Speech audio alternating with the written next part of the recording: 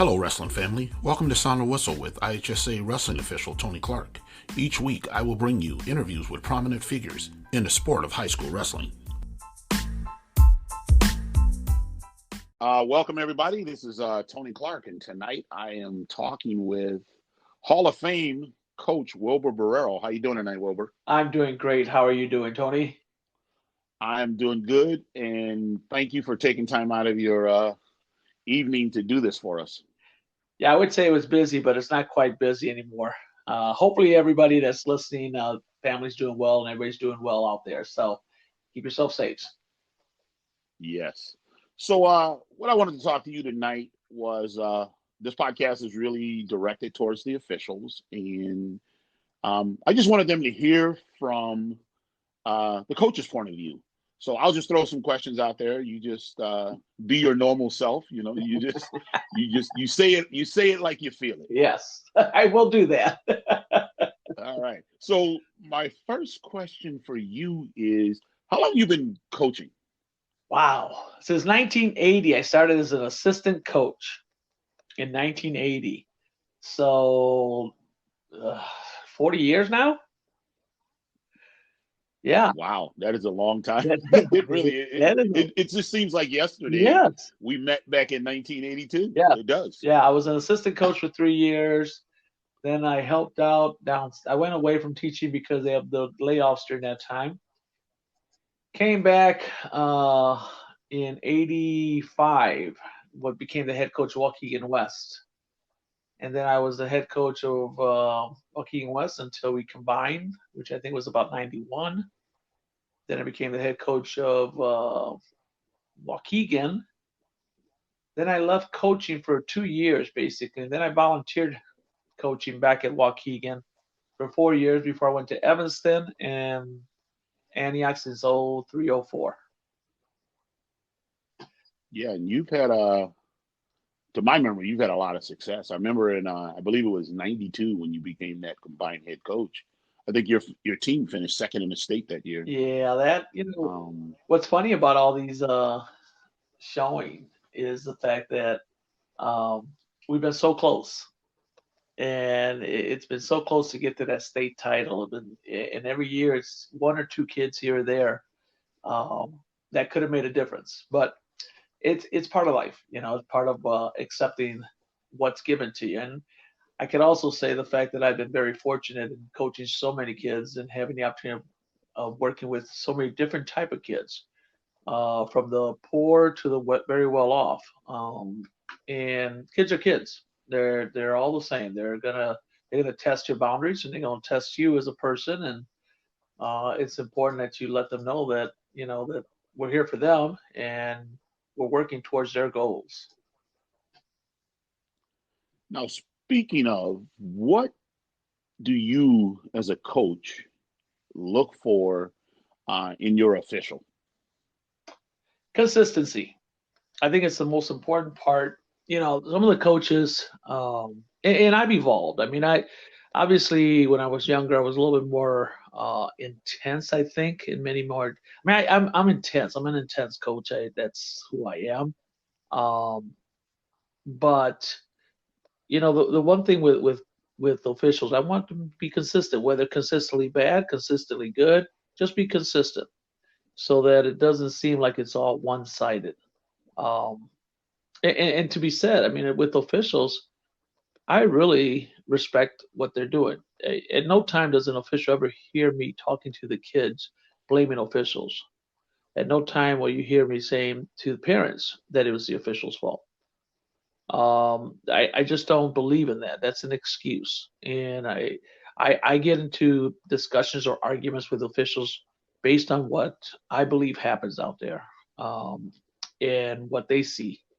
So, those are mostly my discussion. And if I don't agree, I give my viewpoint. But afterwards, when I talk to the kids, I always tell them, you didn't lose a match because of the official.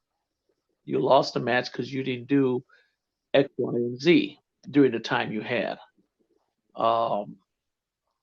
So I mean, it's as hard as I am. That's one thing I truly believe in. I live through with parents and kids. Now, when you say consistency, and you said good or bad, um, what do you find most inconsistent um, from official to official? Is it a stall call? Is it a starting position? What do you find us to be the most inconsistent? I find it to be, for example, in the state tournament, team state tournament this year, we got called for riding. I think it was in the state tournament. I'm not sure what it is. And while the other person, it's the first time I really see that the person on top was getting called for stalling um, as much as what I saw. Maybe this was one of the young officials. It was one of the young officials. I couldn't understand that because the person on the bottom was not doing that much, um, and they weren't being called. So when I look at consistency, then I look at what happens when the other person was on top and he made the same calls. I can accept that because he's being consistent on the writing. He expected the writing person to be much more aggressive than what they were. So that's acceptable to me. What wouldn't be acceptable to me is that all of a sudden we ended up on the bottom and now they're hitting us on the bottom for not moving enough and not doing the job. I think that the stalling call, and it's a hard one because it's a judgment call. Um, I think the stalling calls are kind of questionables at time, especially when with especially on the mat. I think on the mat makes it much more difficult because there are times where you have a dominant wrestler on top, and you may be only able to do two or three moves because that guy is so dominant.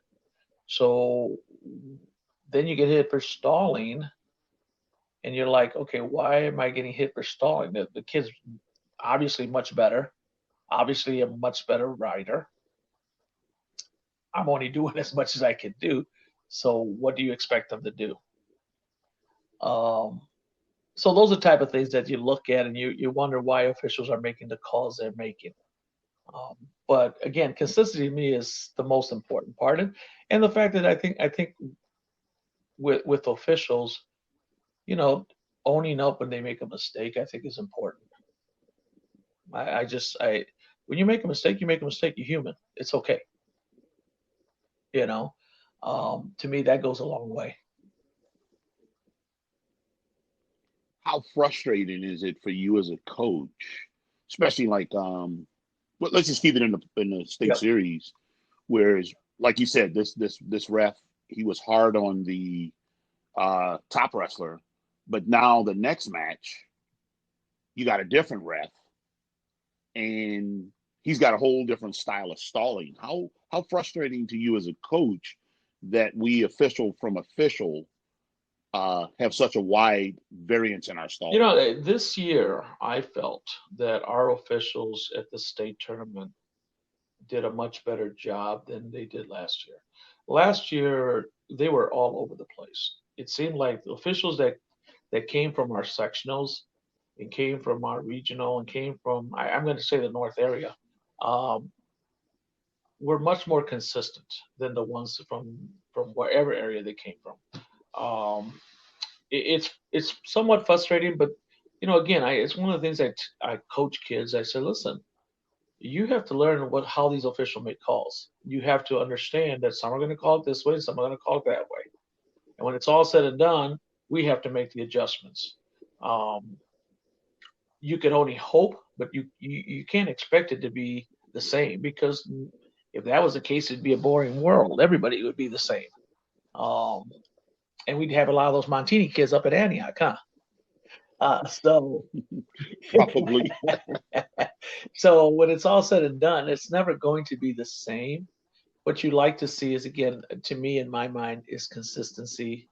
Um, to me, that's the most important part. That if I see one wrestler's being called, then the other wrestlers should be called for the same things, not one way or the other. And that's typically when I get the most upset is when I don't feel things are being consistent. Yeah, I did a match of yours this year against Round Lake, and I was doing my normal stall call. You go out of bounds. I don't ask you why, where, or how come. I just nail you for Mm-hmm. stalling.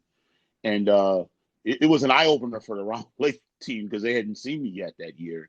And your guys were pretty dominant, and their answer was to go out of bounds. And it was funny because I didn't think I was doing anything I hadn't done. I saw some of your parents that following Sunday at a kids tournament, and they said it was like night and day. I made people stay in bounds and work, but wherever you guys went, some kind of quad or something on Yeah. Saturday, they said you couldn't get a Right. stall call. Absolutely. And you guys were so frustrated Yeah, from that was it. I think it was Maine South, if I'm not mistaken. That the officials there were just, but again, you know, and I tell my coaches, listen, you can get upset, you can get on their butts. What you have to look at is, are they consistent? Are they not calling stalls for anybody? And so while you get frustrated that there should be calls out there, you also have to look at, are they doing the same thing to the other team? Because if they're doing the same thing to the other team, then you just shrug your shoulder because the other coach is just as frustrated. And I tell parents that when some parents come to me and talk to me, and I would say, well, yeah, you know, but they were consistent. And what does that mean? Well, they did the same thing to both sides, you know, and so why are you going to argue something when they're doing it to both sides? That doesn't make any sense to me. And then you have to critique them. I mean, if they want to critique, then you critique them and you let them know that, you know, here are some things that I would see. I think again, officials need to be open and accepting to some conversation and some uh, mutual critique. I guess it's a respect. It's a respect thing. As long as they're not being disrespectful, I think it's important for officials to know that it's okay. It's okay to have a conversation with the coach. Do you feel, for the most part, our upper echelon, especially because you're a varsity coach, do you feel most of our officials are open to conversation without you walking away with a penalty? Yes, I would say that 99, 95% of our officials are really good about that. And I really appreciate that because sometimes it's just a simple question. Sometimes you don't understand. Sometimes you may not agree, and it's okay. You know, um, I think sometimes some officials get too sensitive. They're too sensitive, and so they don't expect you to question anything or say anything. And if you do, they hit you right away because they know that is their within their power. Um, and then once they hit you, then you're kind of stuck.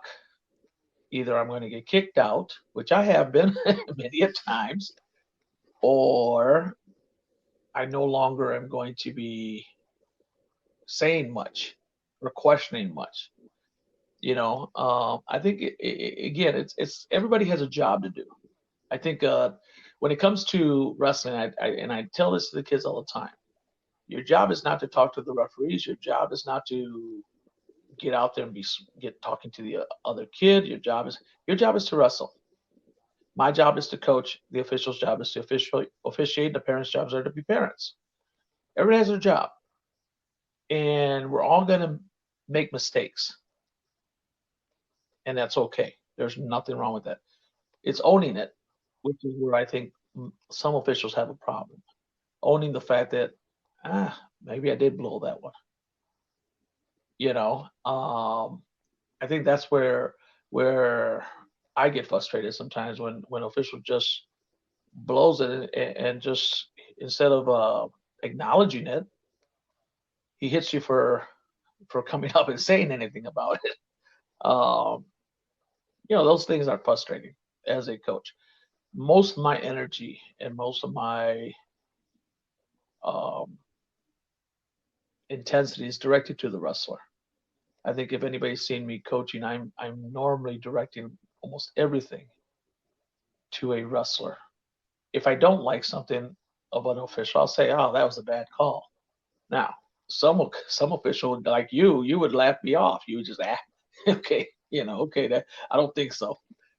But other officials would right away, all right, if you don't like it, take me to the table. Well, once that starts, now I feel like, okay, now he's being the showboat out there. He's taking the away from the kid wrestling, and he's protruding on me and making and aiming things at me. Now I probably will say something back, and that's typically where I get myself in trouble. So I think again, I think our officials are starting to learn a lot more. I think they're being a lot more accepting. But I think that the fact of just taking ownership and being respectful goes a long way. Just goes so far. And I wouldn't have a problem with an official coming to me afterwards and saying, Coach, you really went too far today. I have no problems in having a conversation. And most of the time, if I feel that I did, I would apologize. I have no problems in apologizing. And because when you're wrong, you're wrong. And when you do something, then you're wrong. And for example, last year when I got kicked out of the final dual meet, I don't agree still with the call, but I also don't agree with the way I reacted. And I let the parents know that. I apologize to the parents. I apologize to the kids. I apologize to the official. Because when you feel that the way you acted and the actions you took were inappropriate, then there's absolutely no reason why you shouldn't apologize. And I've seen you do that on a number of occasions, so I know that is a rule that you live by. If there was something that you could change um, in the officiating world, what would that one thing be?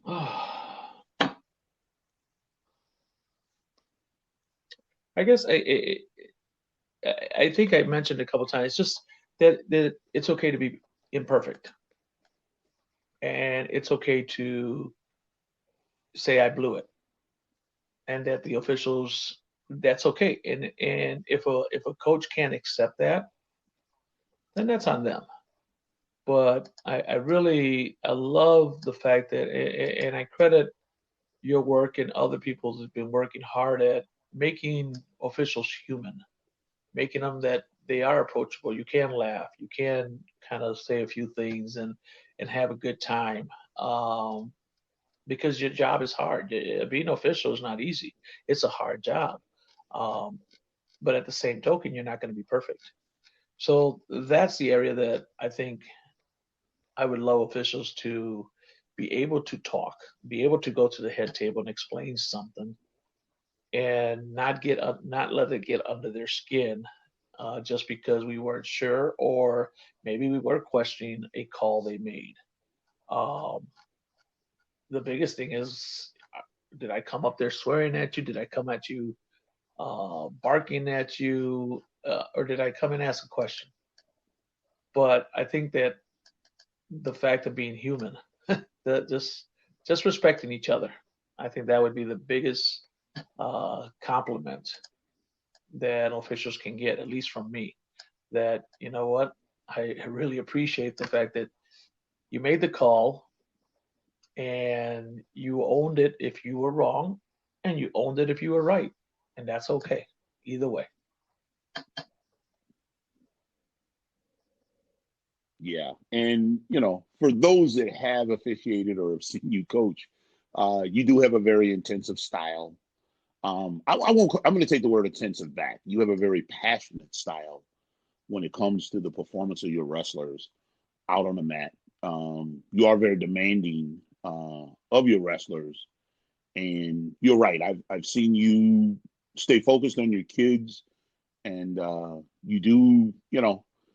Your style's a little bit unorthodox. You have a hard time using the chair, and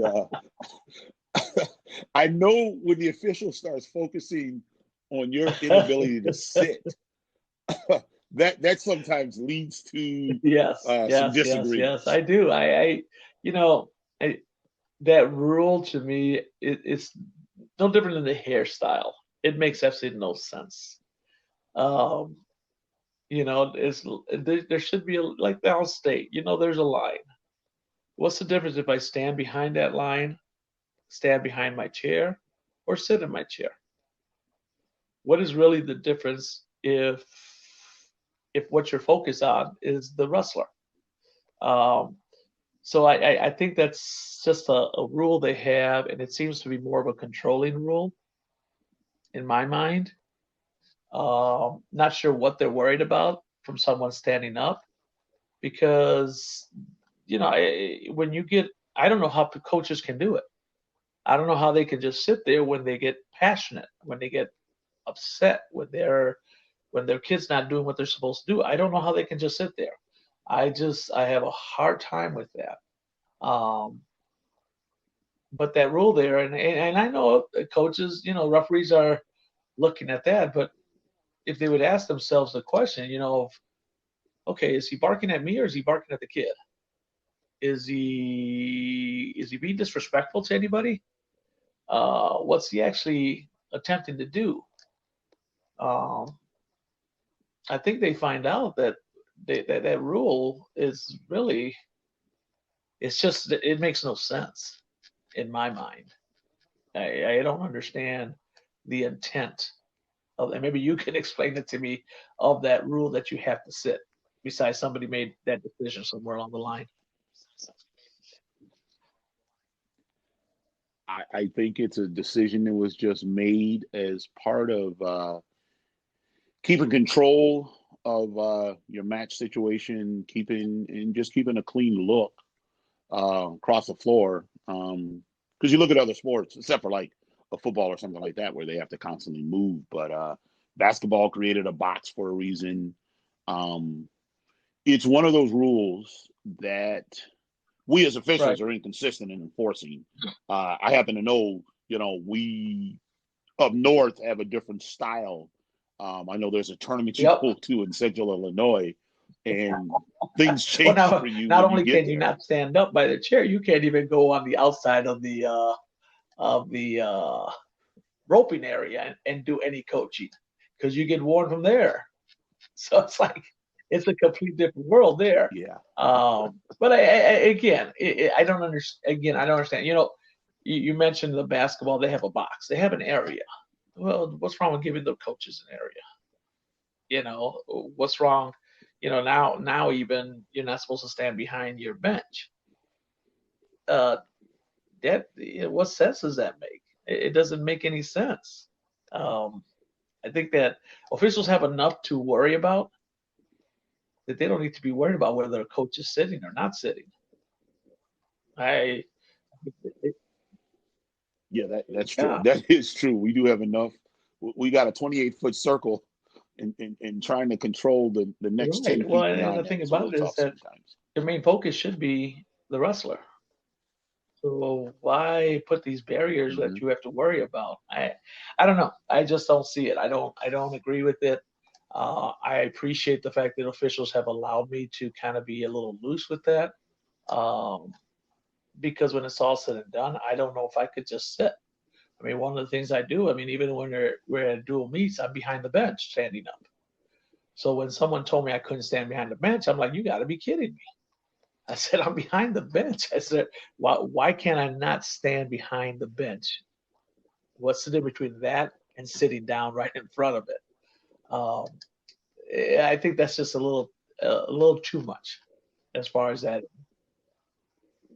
Yeah, I think you'll find next year we started something at the dual team state tournament that you wouldn't have been aware of, but we were given leadway to um, really not put you guys in that box. So at the dual team state tournament, you were allowed, if need be, if you were back there Right. coaching, nobody would have been looking. And I think we may take Right. that philosophy I through hope the year again. I hope. upcoming. As soon as we talk Yeah, as I just believe that clinicians in the the officials field. have enough to worry about. I mean, I think the only time the official really needs to worry about the coach is if they are barking at them, swearing at them, and doing it. That's a different story. But beyond that, if the coach is working with the kids and saying something with the kids and things of that nature, it is what it is. I mean, the job they have is tough and it's intense at times, depending on the who's wrestling and the dual meet and everything else. And that's the type of sport we're in. So I think what's important is that the official that they respect each other. That's all. It's just I mean, it all leads back to respecting each other. Yeah. Let's talk some of the rule changes. How you feel about some of the changes that have come along. Yep. So let's go back a couple of years. The change in the boundary line rule, where now you can score near fall or a pin, with your I love opponent it. being across the I boundary line. love How do it. you I feel love the about that? fact that you have to wrestle consistently through. Um, I love the fact that even if you have a person on their back and you're by that line, you're still going to be able to pin them. Um, it makes the wrestlers have to work a little bit more, which is good. Um, the boundary line, it's a little confusing. The only time it's a little confusing for me is the determination of being pushed out versus wrestling out. Um, that, yeah, In yeah, the stall call. that's the only confusing part Yeah. of what I'm seeing because in some cases, and again, it depends on the referee, but in some cases, a kid can be pushed out. Just all the kid is doing is pushing them out, um, and we get hit for stalling. In other cases, uh, we the kid can be moving backwards, and we're pushing, and we get hit for stalling. It's just that's a little inconsistent there. But I love the aggressiveness. I love the fact that as long as you have a couple supporting points in, that you're going to be able to continue your wrestle. And I think it should. I think that's great. Mm-hmm. Let's go back a couple more years. How did you feel about um, moving from the singlet, given the option of the two piece, the tight shirt and the Uh, shorts? Again, I didn't have a problem with it. Because you got to remember, I come from an era of three piece. We had shorts, we had tights, and we had a top. Uh, so that I didn't have a problem with it at all. Any issue? Again, whether they should be tucked in. I don't remember what that rule is, if they have to be tucked in or not. As far as the shirt. Yeah, they're supposed to be tucked in, but some of the it Right, depends on the right. body And type how so long they I stay think I tucked. think for some kids it works well for. I mean, some kids don't like to wear the singlet. Uh, so they prefer to do this, and they feel comfortable in it. So why not? I don't have a problem with it.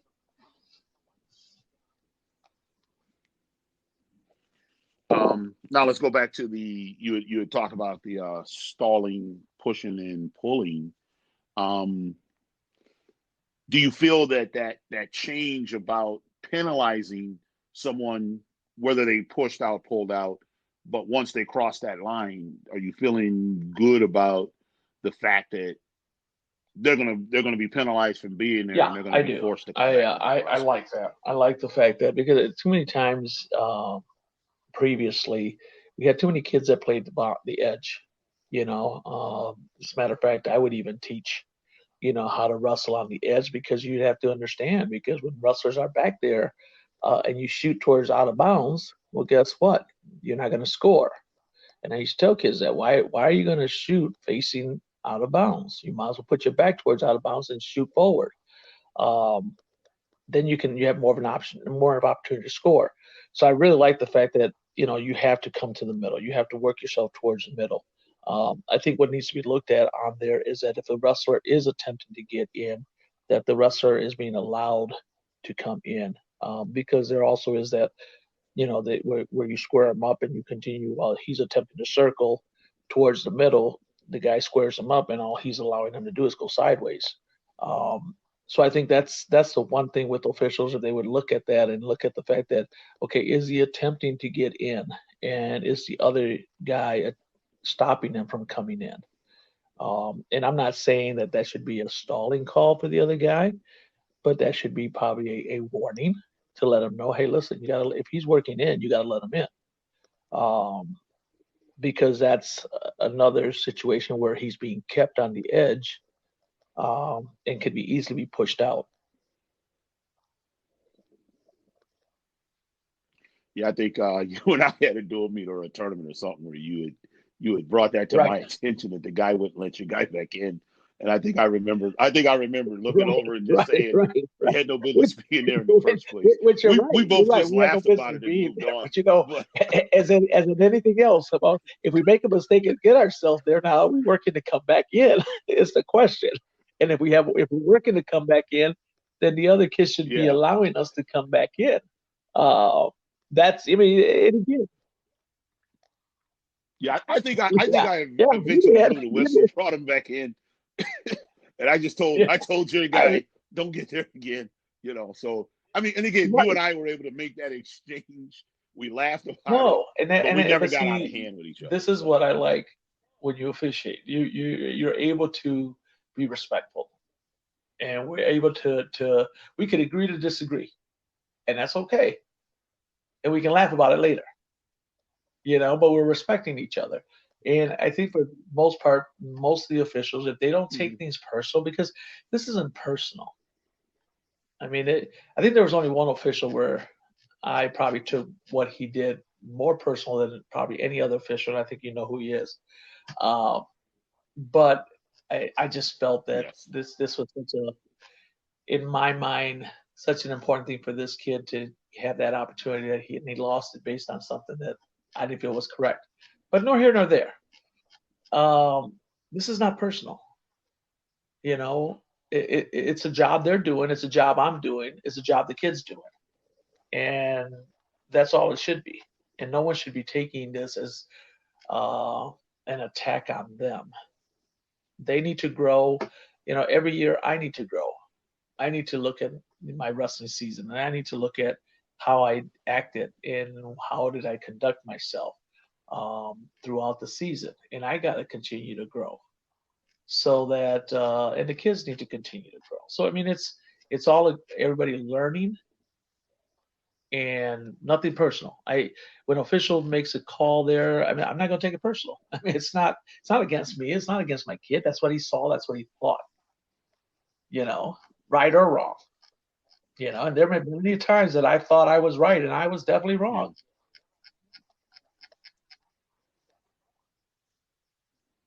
Yeah, but when you're right, you know, and we'll throw his name out there. I remember one time, I guess it was Jason Heyerdahl that made a call, and you knew you were right.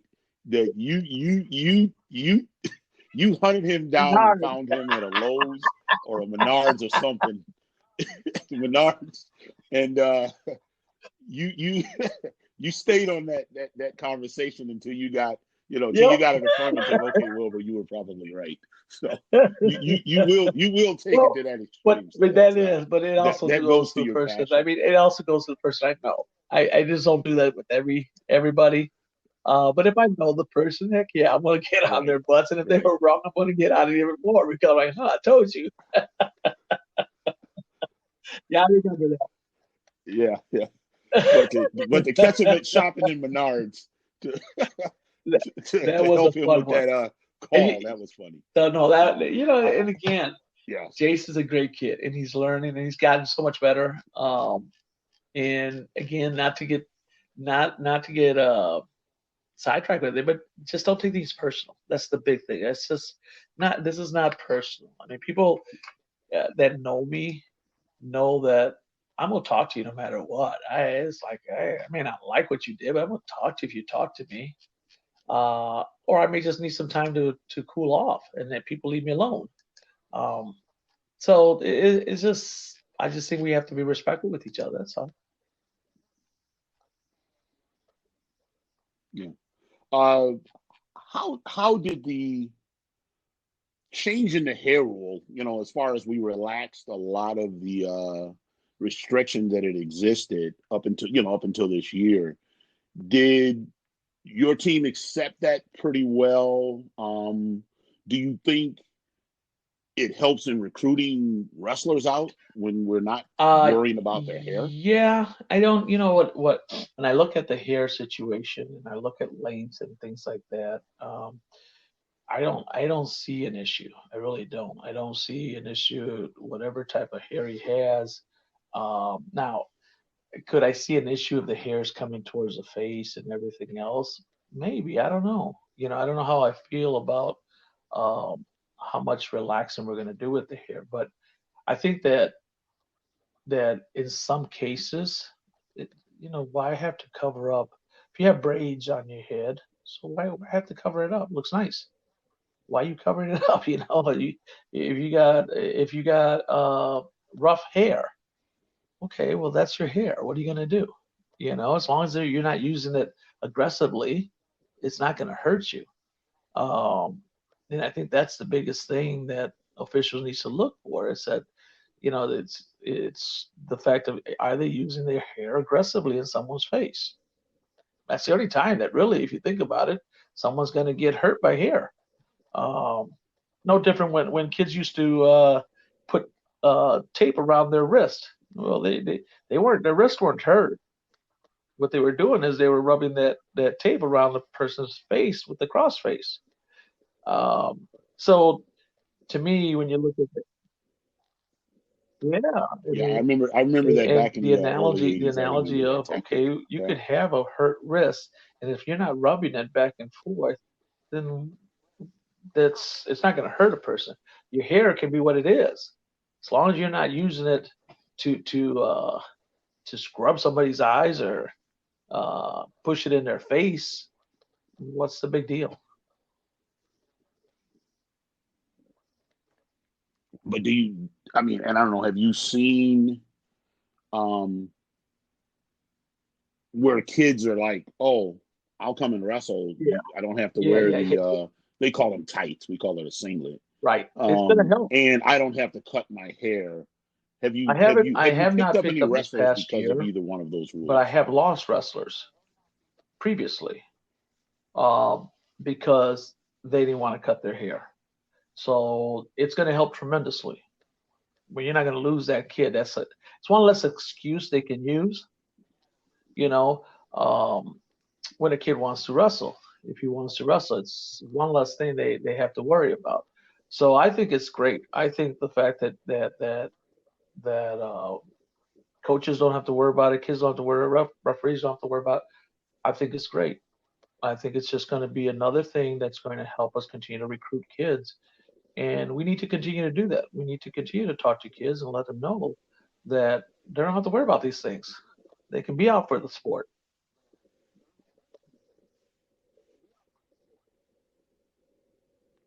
Now, I'm going to throw a couple of things. I just get your opinion about some upcoming, Okay. not even upcoming rule changes, but just some things that have been thrown out there as possible rule changes. Do you think we're ready for a 1 second No, fall versus a 2 second fall? I don't think that a 1 second fall is going to help our sport. I think part of the excitement is taking that kid and moving him towards his back and looking at, do I have a pin? Do I not have a pin? Do I have a pin? Do I not? I don't think that a 1 second fall really helps us in any way, shape, or form. So I would prefer not. I would prefer to keep it at 2 seconds. Okay. How about instead of a 5 count being worth 3 near fall points, a 4 count being worth 4 near fall points? I would like to see a 4 point near fall. I would like the fact that if you hold them there and maybe the count is 10 seconds, maybe the count is, you score three if you hold them for five, you score three if you hold them for five, you score four if you hold them for 10. Because when you look at sometimes when you have a kid on his back, you can have him on his back just about all period. And you can't quite get that pin, and you're only scoring 3 points. So why not allow, after X amount of seconds? I don't know if I would say 4 seconds. I think that, again, the fact is that you're rewarding a kid for keeping someone on their back. So if you hold them for longer than 10 seconds, you get four. You know, I don't know if that makes sense or not, but I think that would be something that I think would be interesting.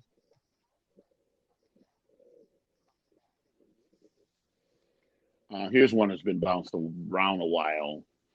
And if you get a takedown in the 10-foot circle, it would be worth 3 points versus two. What do you 10-foot think about that? circle, huh? God, what are the odds? So that Mm-hmm. means if a foot, just 1 foot has to be on there, just It would be the same. It would be uh, the same I think criteria as we that's going to use for the cause more 20-foot confusion circle. for the Yeah. officials. Personally, I don't like it. I can see kids being brought back to the middle of the mat, and making sure that they get that criteria for the small circle for 2 points or for 3 points. So I don't know. I think that would be a difficult one. I think for referees and for everyone else to understand. So And the rule right, basically says we're supposed to wrestle in the 10-foot circle. So, in your mind, is it yes, harder to yes. execute and I, score I, in the I 10-foot really circle? believe that the 10-foot circle is not big Okay. enough to do that. I mean, just think about how many.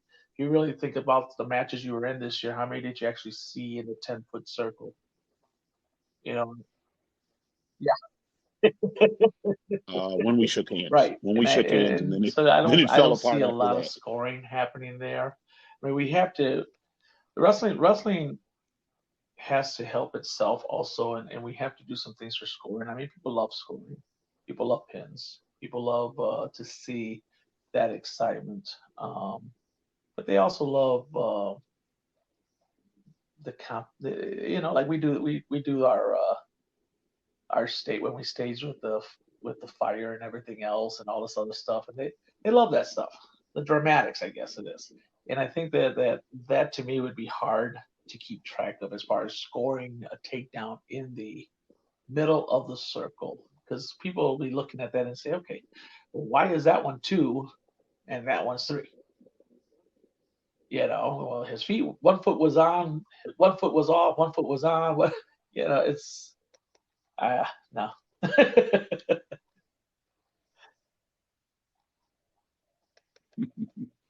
How do you feel about the extended time for I really concussions? I like it. I like the fact that we're taking care of our kids. Um, I was concerned this past year. I saw a couple times where I don't know if kids should have continued on, and yet they did.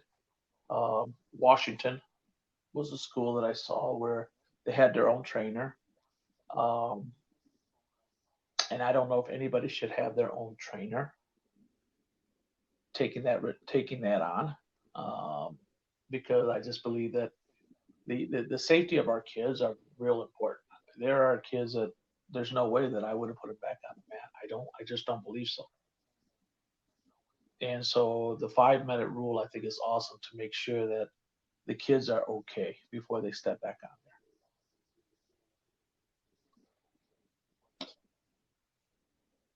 Here's another one that's been bounced around.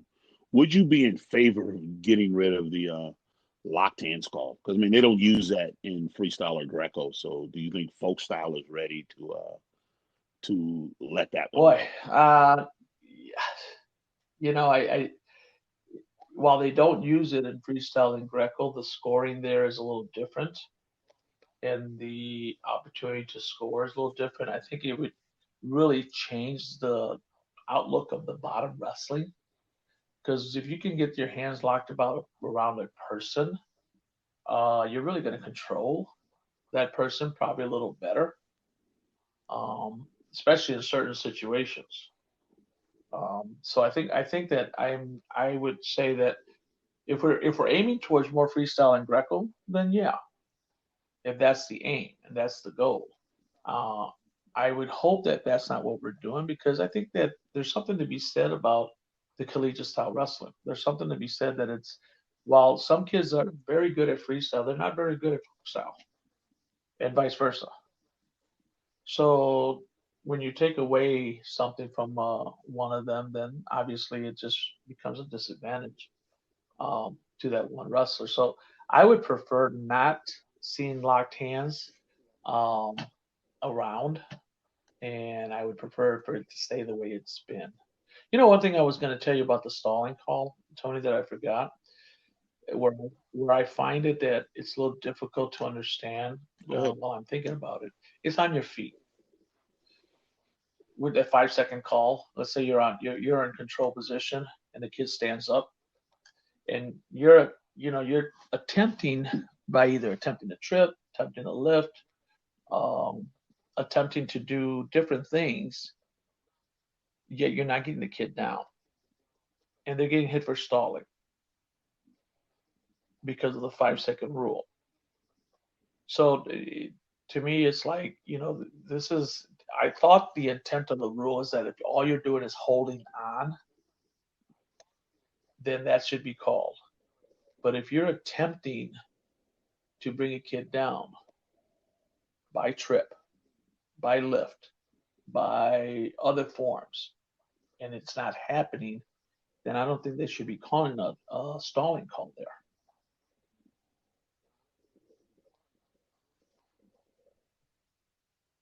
Okay, that's an easy one. It's a misconception. There is no time limit, but everybody has said that Yeah. we give a kid 5 seconds. That's the perception that we're waiting 5 seconds, but it really is no time limit. Um, I for one vary my timing. Sometimes I'll do the stall warning at 3. Um, Sometimes I'll do it past 5 because I never want a coach or a wrestler to be able to time me, because I do find that a lot of schools, that wrestler will be back there and they'll hear the word improve, and then they'll try to time how long I'm going to give them to make the Right. attempt. Right. So that gets them in trouble real quick trying to time it. But yeah, there is no time limit, and you are correct. The rule says you must make the attempt Right. to bring the wrestler back down to the mat. Um, some Right. some people are good at it, and there's a lot of people that aren't. And as officials, that is an inconsistent call Right. from person to person. Some of us are very verbal, and we get our intent across. That if in my case, I'll tell you to improve once. I'll tell you to improve a second time, but I won't tell you to improve a third time. So most people know on my second verbal improve, I hear coaches say cut them, because they recognize my improves happen when the wrestler is they're no longer making the attempt. They've tried a couple of times, they've given up, and we teach our officials to look for telltale signs. Ducking the head, scooting your body away, taking yourself out of position to where you can lift or trip a kid, is how we train them to look. But again, it's a really harsh judgment call. So I can get where we're inconsistent, and I can get a coach's frustration, mat to mat. Because sometimes I see a kid just run all over the mat for a whole minute, no call, and I'm sitting there as an official like, wow, and I got to follow that. So yeah, I get where you're going on that one. All I can do is tell you what the rules is, but that's one I can't fix. You talk to a coach like a Dale Egger, he will always tell you mat return is a lost art. And again, to the offensive wrestler's point, there's a lot they can do. They they can cut him. Especially if all you're going to do is trip him back down, and he's just going to stand back up as easily as he did the first time. I think it's just different. They can cut him. I mean, the only thing that really has changed is the fact you can't lift him when you have an arm barricade or trapped. You know what I'm saying? Right. Yeah, the trapped arm lift. Yeah, we have to stop. Right. Right. And I don't have a problem with that either. I mean, we're worried about. I don't think that's a lost art at all. I think it's just a mere fact that right now, the way I look at it is that we have to figure out different ways. And, I see different things that are happening, different ways people are bringing people down. But again, my whole thing was just a mere fact of how it was that when a kid is attempting, to bring a kid down. I don't think they should be hit for stalling. That's all. Yeah, and by rule or not, but it's every ref. Right. Like I said, I know I look at when the attempts have stopped, then then I have to get back involved. And there's a lot of teams, they teach their kids get to the feet, right, and stay on the feet, because the official is going to warn that other guy for stalling. So they are waiting for 5 seconds to get a point or a warning. They are. Yeah. Well, Wilbur, we've gone about an hour here. Once again, I want to thank you for taking the time to do this for us. And, I look forward to possibly having, another talk with you. Probably after we get some rule changes, I'll probably reach out to you, and then you and I talk about those and how you think they'll affect the sport, and, what your opinion is on how thank the officials you, and can handle thank some you of all those things. officials So for once what again, you do. thank you for your time. Again, it's not an easy job. I understand that, and I know you do it for the love of the sport, and I love the fact that we have you there. So thank you again. Stay safe. Bye-bye.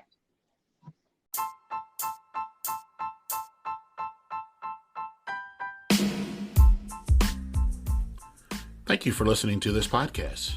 Be sure and follow me on Instagram, IL Wrestling Ref, or you can follow me on Twitter at Assigner Guy, ASSIGNRGUY, to be notified of new podcast episodes. Thank you, and have a great day.